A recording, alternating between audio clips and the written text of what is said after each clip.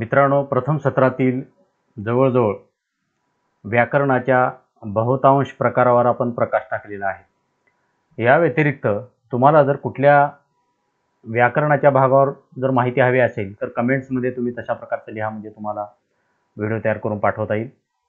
आज आपण इयत्ता 7वी साठी ठेवण्यात आलेल्या एक छोटासा व्याकरणाचा भाग आपण पाहणार आहोत।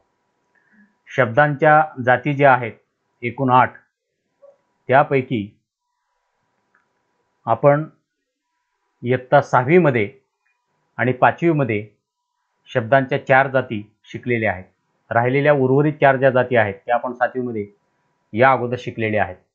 आता यामध्ये एक वेगळा थोडासा प्रश्न आपल्या समोर दिलेला आहे।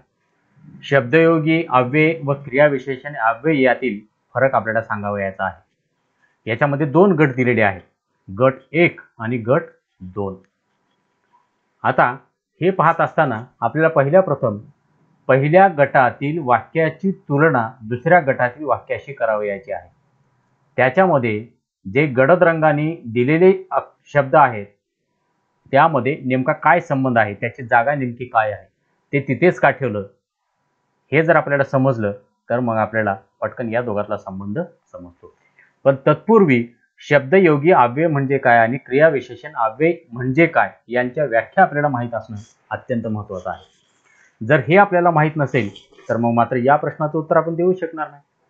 त्याच्यामुळे शब्दयोगी अव्यय म्हणजे शब्दाला जोडून येणारे जे शब्द आहेत त्याला शब्दयोगी अव्यय असे म्हणतात। शाळेसमोर, झाडाखाली, झाडावर, है ना,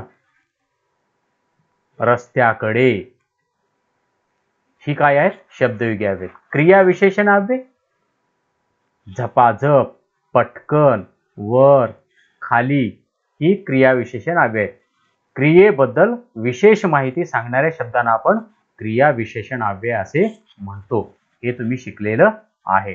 आता पाहूया वाक्य पहिलं, मी रोज सकाळी 6 पूर्वी उठतो। बघा, शब्दयोगी अव्ययामध्ये नेहमी शब्दाला जोडून जो शब्द येतो त्याला काय म्हणायचं, शब्दयोगी अव्यय म्हणायचं आहे।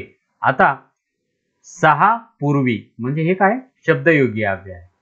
पण क्रियाविशेषण अव्ययामध्ये मात्र जोडून न येता काय येतो, वेगळ्या प्रकारे येतो। पूर्वी राजेशाही होती। पूर्वी हा शब्द क्रियेबद्दल विशेष माहिती सांगतो आहे। आता दुसऱ्या वाक्यामध्ये तो आरशासमोर उभा होता। शब्दाला जोडून आलेला शब्द तो शब्दयोगी अव्यय। आरशासमोर, है ना, डोंगरावर, बघा हिरवेगार गवत उगवले होते। तुमच्या लक्षात येत असेल, शब्दाला बरोबर लगत म्हणजे जोडून जो शब्द येतो त्याला शब्दयोगी, आणि जोडून न येता आणि क्रियेबद्दल विशेष माहिती सांगतो त्याला काय म्हणायचं, क्रियाविशेषण अव्यय म्हणायचं। या दोघांतला हा फरक आहे। म्हणून पुन्हा एकदा मी सांगतो की वरील दोन्ही गटात पूर्वी, समोर, वर हे शब्द दिसतात। पहिल्या गटात ते शब्दांना जोडून आले आहेत म्हणून ती शब्दयोगी अव्यय आहेत। दुसऱ्या गटात ते स्वतंत्रपणे आले असून वाक्यातील क्रियापदाबद्दल विशेष माहिती सांगतात म्हणून ती क्रियाविशेषण अव्यये आहेत। अशा प्रकारे ही व्याख्या तुम्ही पाठ करणं आणि वहीमध्ये लिहून ठेवणं अत्यंत महत्त्वाचं आहे, जेणेकरून हा प्रश्न तुम्हाला सहजरित्या सोडवता येतील। आणि मित्रांनो, हा प्रश्न केवळ पाठ्यपुस्तकात मर्यादित नसून तो विविध तुम्हाला टप्प्यावर पुढे आयुष्यामध्ये भेटणार आहे। मग विविध स्पर्धा परीक्षा असतील तर अशा अनुषंगाने आपण हे लिहून ठेवणं अत्यंत महत्त्वाचं आहे। तर मला वाटतं की हा तुम्हाला छोटासा भाग व्याकरणाचा समजला असेल। पुन्हा आपण असाच व्हिडिओ घेऊन भेटणार आहोत। तोपर्यंत नमस्कार। जाता जाता आपल्याला विनंती आहे, कृपया माझं चॅनल सबस्क्राईब करा। पुनश्च आपले आभार।